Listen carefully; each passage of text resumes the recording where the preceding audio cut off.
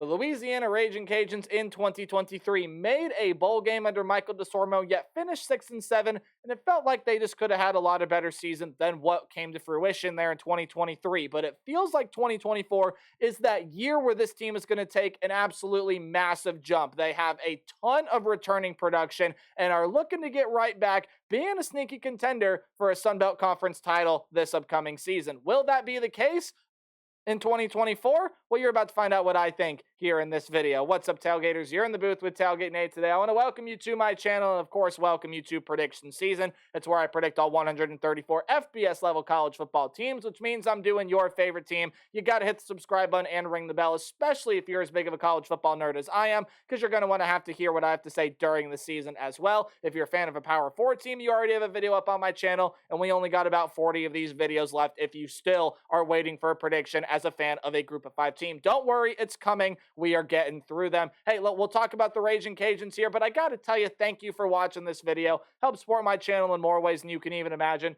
Continue to watch this video, watch my other videos, but you can help support the channel by interacting with it in any way you can. Liking, commenting, sharing, or anything else helps support the channel, and it does mean a lot to me. Now we'll dive on into Cajun football here, a possible sneaky contender for a Sun Belt title this season. How do we do predictions around here? Well, we'll take a deep dive into the team's offense, into the defense, and at the end of the video, we'll go through the Raging Cajun football schedule and give it a game-by-game preview and prediction. A couple more things before we start. Once my slide does change, give me 1 second. Hey, there we go. Right over here will be the stats the team put up either offensively or defensively last season. And, of course, for your viewing pleasure, right below the team's logo, I have put the team's coaching staff. Now, I will say one thing about the coaching staff, and it is that while they have grad assistants and analysts and everything that help out with the quarterback position, I could not find a tried and true quarterback coach. If there is one, let me know in the comment section down below. So another assistant coach who assists with the offensive line is listed instead of a true quarterback coach. Again, let me know if something needs to be changed for the people watching this video in the comment section below. But let's just go ahead and dive on into talking about this offense for Louisiana that honestly was pretty good last year, and it doesn't lose a whole ton of production, but it does, however, lose its primary quarterback, and by primary, I say their leading passer from last season. He only had 10 more passing attempts than the guy that I think is going to win the starting job in 2024. We'll talk about him and the other candidate here in just a minute, but we still first have to talk about Zion Chris. 1,222 yards, 11 touchdowns, and 5 interceptions for Chris last season. You look at what he did rushing, team's third leading rusher, guys. 492 yards and 6 touchdowns last season. He has transferred out of this program. He is going over to Houston, where he could serve a pretty decent role there with Willie Fritz's new squad in the Houston Cougars. So this quarterback room, you get Chandler Fields and Ben Wooldridge back, and the rumblings are that this quarterback battle is very, very close, which I expected it to be. Both these guys have been with this program for a decent amount of time. Chandler Fields had a 1,000-yard season last year with 7 touchdowns and 3 picks, around 67% completion percentage. Ben Wooldridge had 508 yards on 56% completion, 5 touchdowns, and 1 pick. But Ben Wooldridge is a guy that's going to compete. He's going to compete really well here with Chandler Fields. I do, however, have the feeling that Chandler Fields is going to be the guy that gets that starting quarterback role here. You saw him on the thumbnail, and of course the guy that I put on the thumbnail is the guy that I think is going to be that starting quarterback for you this year, and I think it is going to be Chandler Fields. Now, neither of those two guys are really going to get out of the pocket and run. Wooldridge probably will do so more so than Fields. Fields, again, take a look at the stats. Last year in 29 attempts, had overall -8 rushing yards. So yeah, he's probably not a guy that's going to get outside of the pocket and run, maybe unless he absolutely definitely has to. But I think that Chandler Fields going to give this team the best shot to win. He'll win the starting job, and Ben Wooldridge will play backup, while Samari Collier, who was a very highly rated JUCO transfer, comes into this program. Not a lot of production gone out of your skill position room, so we're actually just going to run through all of it right now. Jacob, okay, and while I say there wasn't much that does leave, some of the names that do leave here are really, really big, especially the 3 that are gone to the NFL. I believe they've been signed to UDFA contracts, invited to mini camps, things like that. Jacob Kabadi, the leading rusher for this team last season, you will see now playing on Sundays, 729 yards and 7 touchdowns on 129 carries for him last season.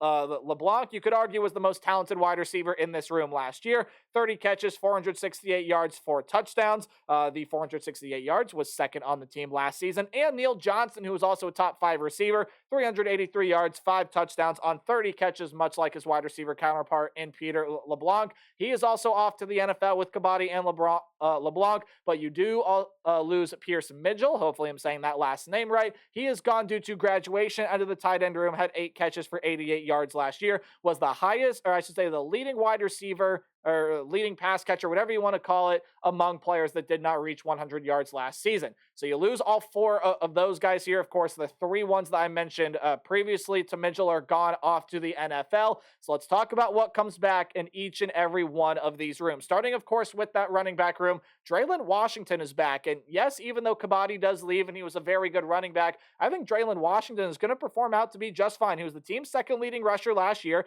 92 carries, 515 yards, only 2 touchdowns. He's going to see a massive increase in that number here in 2024 and had a similar yards per carry number to that of Kabaddi, was just shy by 0.1 yards. So I think Draylon Washington's going to be a very effective running back for this team. Zylan Perry and Elijah Davis are also names that do return in this running back room. Wide receiver room, you do get Jacob Bernard coming back, Robert Williams, Harvey Broussard, Charles Robertson, and Trayvon Colbert, as well as a guy coming over from the portal in John McCall. So when you take a look at what some of these players did last season, Bernard was the leading receiver, 476 yards and 1 touchdown last season.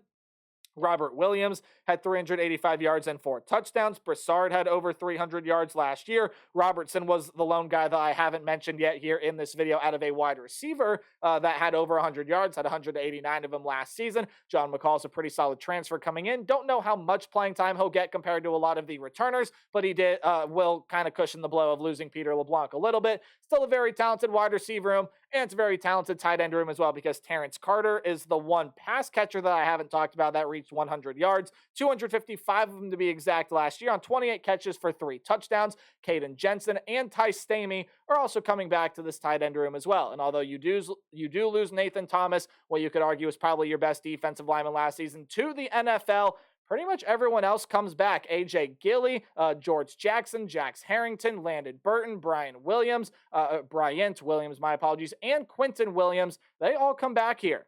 You also are getting a guy coming in through the transfer portal by the name of Zay Alexander, and he's a power 4 transfer guy coming over from Mississippi State. Who knows? If one of these pieces on the offensive line is slacking, Zay Alexander is more of a tackle piece. He could slot in somewhere there on the outskirts of that offensive line. But you got a ton of returning talent on this offensive line. Again, the offensive line helped this rushing attack average almost 5 yards per carry last year. And while they could get a little bit better in pass protection, allowed 25 sacks last year, they got a lot of guys that gel really well already. So when you take a look at this offense, it's hard for me to see.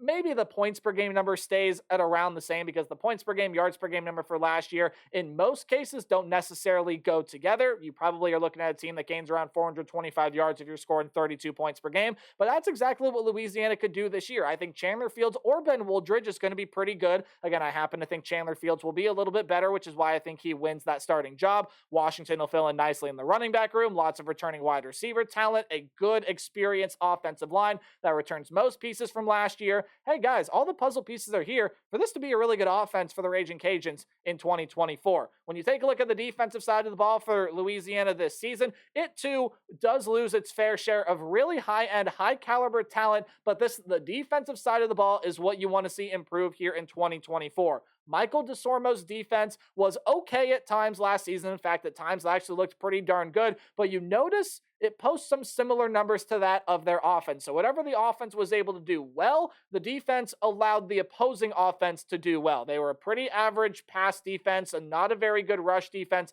but the third down defense, guys, has got to get better for this team. You want to limit the yards per game, limit the points per game, just see overall improvement from this defense, and it's expected that they do, because again, a lot of returning talent does come back. And we'll get to that returning talent here in a minute, but we got to start out with who they lost off the defensive side from last year. We'll start out, as per usual, with the defensive line, and Nigel McGriff is off through the transfer portal. We'll find his stat line here for you. 18 tackles last year, 1 pass defended, didn't get back to the quarterback as a pass rusher, but when I tell you Nigel McGriff, a guy that when he played had some very impactful minutes. It is a fairly notable loss through the transfer portal, but a lot of your major contributors to the defensive line from last year do come back, including your two leading tacklers among defensive linemen from last season. That was Mason Narcisse, who actually was second there, but is projected to be more of a starter than Jordan Lawson will be. But Jordan Lawson, very impactful in the sack production numbers last year. He had 7 sacks, which was second on the team. And Narcisse, apologies if I'm saying that last name wrong, did have 41 tackles last season, Lawson with 43. So you get your two big returning pieces back on the defensive line. Antoine Bayless will also be back here as well. 2.5 sacks for him last season among 26 tackles. Kadarius Miller, Lane Williams, and a bunch of other names that you could mention return here as well. You do also get a piece coming in through the transfer portal. Fitzgerald West Jr. is over from LSU. You get a couple other transfers in, such as Ashley Williams over from Arizona State. He is a junior as well. Maxi Baldwin, the fourth, he is coming over from Tulane, as well as I think one JUCO guy. I could be thinking about a different position grouping there, but overall, yes, McGriff is gone, but a lot of your major contributors are back, and it should make for a good defensive line this season. Linebacker room is where you lose the most talent, though. Kendra Gant is off through the transfer portal, fourth leading tackler, and really good sack production out of him. Third on the team was 6 sacks last season, 64 tackles, 3 pass defended. Really good linebacker that you do lose. You lose a couple other guys due to graduation. One of those is going to be by the name of Jasper Williams. You will be losing him off of that defense. Second leading tackler with 78 tackles, 2 sacks. And Tyler Guidry is going to be gone here as well. 26 tackles and 5 sacks from last season. So you lose 7 sacks of production between those two guys right there. No more eligibility, and they've graduated. So your defensive line here looks like this. Casey Osai, that should be an A before the I.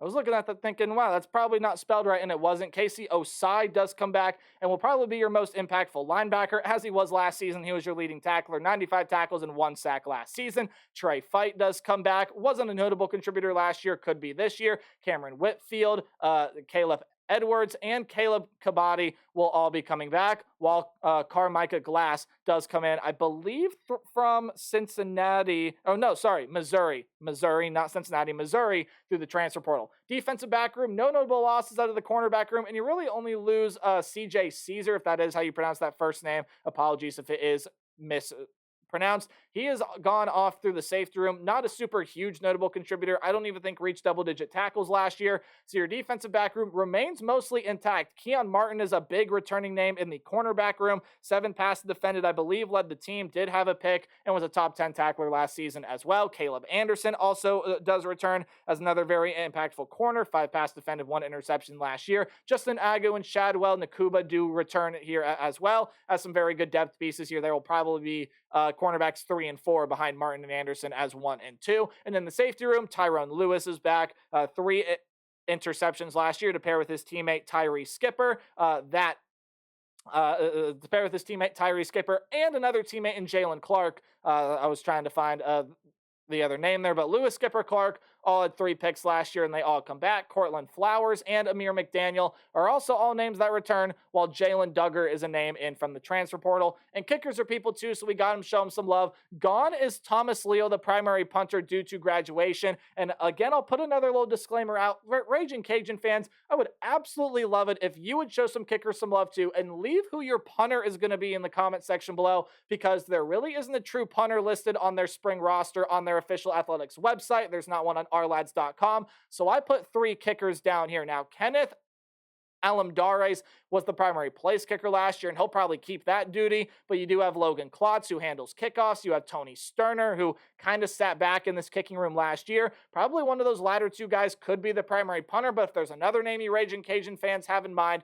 leave it in the comment section down below. This defense, I think, should see some improvements this season, the couple with the offensive improvements that are going to be made. And overall, I just think you're going to see a much better Raging Cajun team here in 2024. Not that last year's version was bad. This year's version, I think, is just going to be better. And I think it'll show when you take a look here at this schedule. Now, look, it's got a lot of very tough, interesting games, and this is a tough road for this Raging Cajuns team to navigate, but I think they're going to find some good success, as you're about to find out what I think here in a minute. Any game at home is underlined, and any game on the road is in italics or the slanted text. You get both of them there in the first 2 weeks. A home game to start out against Grambling State, which I do think you'll win. Hey, any game highlighted in green is a game that I think the Cajuns are going to win fairly easily. I think they're going to beat Grambling State pretty easily. And I think, again, Kennesaw State, not a very good FCS team last year. Adjusting to the FBS level will be really hard for them. Even though it's a road game for the Cajuns, that is an easy win there. They do get their first bye week after that, but I have to tell you what the two other colors mean. First, any game in yellow will be a close competitive game, but one that the Raging Cajuns should win, at least in my opinion, they're going to. And any game in red is, of course, a loss. And I think their first loss of the season is going to come against the Tulane Green Wave. Now, Tulane is still going to be a very good team this season. Yes, I know they lost Michael Pratt. Yes, I know they lost a ton of offensive and defensive weapons, both through the transfer portal, also to the NFL. You do lose a ton of talent off that team. Willie Fritz is now going to go over coach at Houston, but I love John Sumrall as a head coach. I think he's going to be a really good head coach here. You brought in a ton of very talented wide receiver transfers, and Ty Thompson is coming back or not coming back, I should say, coming in from Oregon to be that quarterback. Ton of defensive back transfers. This is still going to be one of the best teams in the American Athletic, and it's a game that you probably feel like Louisiana can win. I just don't see it happening. I think Tulane is going to be really talented, and Louisiana loses that home game against the Tulane Green Wave, and I think their losing ways continue here as they go 2-2 through non-conference play. They lose on the road to Wake Forest. Hey, if you're going to get a Power 4 team, you might as well get a team like Wake Forest, who could definitely see their struggles in 2024, but I think Wake Forest does have some really good offensive pieces, led by Taylor Moore, and you got Hank Bachmeyer coming in to be quarterback. I do like Damon Claiborne that is there to be that running back there for this team. I think they got a lot of good offensive pieces that I think will just get a little bit too ahead of this Raging Cajun defense, and it helps the Demon Deacons win that home game there in week 5. So through non-conference play, you are 2-2, and a lot of things have to be ironed out in conference play very, very quickly. You do kind of get a sort of conference warm-up game, and that's not to say you should be taken lightly, but it should be a game that you should win. On the road against Southern Miss, I don't have a lot of faith in the Golden Eagles this year. I didn't have a lot of faith in them last year, and they didn't show me any reason to keep faith in them this season. They're losing Frank Gore Jr., that really, really good running back, of course, son of the NFL legend Frank Gore. A lot of other pieces offensively and defensively, and I just don't see them being super. I mean, look, they're going to be competitive, but it might not lead to that many wins this season. They probably will see their improvements in some regards here in 2024. Overall, I don't think it's going to be that great of a season for the Golden Eagles, and the Raging Cajuns improved to 3-3 with a win against the Southern, or I should say 3-2. My apologies, against Southern Miss Golden Eagles, but the 3-3 might probably be spoiling where I'm going next year, because I do think you lose at home to the Appalachian State Mountaineers. The Raging Cajun schedule, if you'll notice, is interesting this year because you have some very manageable games, but you have to go play them on the road against teams you probably should beat. But again, going on the road in college football, not an easy thing to do. And you do have some very tough games there at home. App State is one of them, and I do think you lose to the Appalachian State Mountaineers. Joey Aguilar is back, and App State's going to have a really, really good passing game this season. Even though Nate Noel is gone, I think the running back room will be good. The defense still has a lot of very experienced, very good pieces. And App State's probably the best team in the Sun Belt Conference this year. Could be the best team. So that is a win there for me in the minds of Appalachian State. So Louisiana starts out the season 3-3, and then you got to go on the road for 2 straight games. You have to go on the road to play the Coastal Carolina Chanticleers, a team that, yes, did lose a lot of pieces from last year, but as you found out my Coastal Carolina preview, if you did watch that one, I believe, a couple days ago, since I was away for one day there, I think we'll still have a really solid season. Ethan Vasco, I like there coming in, coming back at quarterback, taking over for Grayson McCall, who went over to NC State. You lost a lot of talented offensive weapons, but you get a lot of talented offensive weapons in as well. Defense should still be solid. While I don't love Tim Beck as a head coach, I do really, really like his team. But there's something about this Louisiana team. They're going to win a big game or 2 this season, and this is a really big spot. And I think they go on the road and they get this one done. I think there's going to be 1 or 2 games here where Coastal Carolina is going to be missing that Grayson McCall X factor. And with the improvements that Louisiana is going to make offensively and defensively, I really like them to get that road win against Coastal Carolina. There's just something telling me that it's going to happen. So, hey, why not go ahead and predict it? However, after their second bye week, they do have to go on the road to play the Texas State Bobcats. I believe that is a Tuesday game there as well, and I do not think they're going to go on the road and win that one. Now, Texas State's got some defensive things that they need to improve from last season, yes, but the offense under G.J. Kinney is just going to be absolutely electric. Jordan McLeod is coming in to play quarterback. He was at James Madison last year. Ton of really good offensive pieces, and it probably is looking like to be the best offense in the Sun Belt Conference. Louisiana is not going to have enough defense to slow them down. And I don't think they have the offense to keep up either, especially on the road. I love the team in San Marcos this year. That is a win for the Texas State Bobcats. So you're looking at a 4-4 season here, and although I think the team is better, it hasn't really shown much improvement so far record-wise. I think it starts to here. A game at home, bam, they're going to be able to beat the Arkansas State Red Wolves. Really solid team out of last season, but I think they see I think they slide back in some ways here. A game that Louisiana should be able to win at home against South Alabama. Boom, I think that one is a win right there. Carter Bradley is gone, as well as a ton of talented pieces. Now they still have a really good wide receiver room that Louisiana is going to have to play some really good defense on, but overall the game at home, I think what they have offensively matches up well with South Alabama's defense. They're able to get that one done. I do see them losing at least one more game here down the stretch, and despite losing John Summerall, a lot of really good offensive and defensive pieces, I think Troy did fairly well for themselves in the portal. They did keep some pretty solid pieces, and overall, probably still going to be one of the tougher teams to be in this division in the Sun Belt. So that's a win for the Troy Trojans, but a a loss there for Louisiana, but they should be able to beat their rivals in ULM there on the road. So I got 7-5, and while it is not major improvement from last year, I think this team is going to be much better, but the schedule is hard. Texas State's going to be a good team. App State and Coastal Carolina from the other division is a brutal draw. Tulane and non-conference is not easy. Neither is Wake Forest, and I think they lose at least 1 or 2 games in division this season.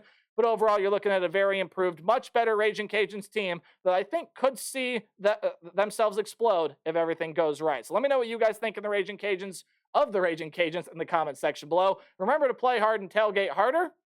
We'll take a look at a Mid-American side of the Ohio Bobcats in my next video. Goodbye.